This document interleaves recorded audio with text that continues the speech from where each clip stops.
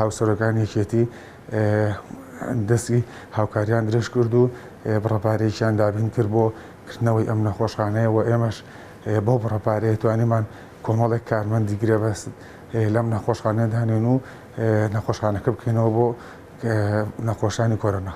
ئێستا 16 نەخۆشی تێدایە و 12یان لەژێر ئۆکسیجندان و باری تەندروستیان تا ڕادەیەک جێگیرەوە ڕۆژانە دکتۆر سەردانیان ئەکات و دکتۆریش بەبەردەوامی چاودێریان ئەکات.